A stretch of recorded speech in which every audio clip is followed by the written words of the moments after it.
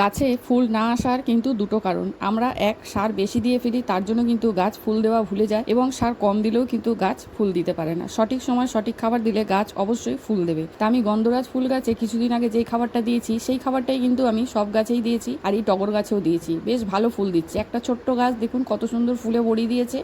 তো সঠিক সময় কিন্তু খাবার দিতে হবে।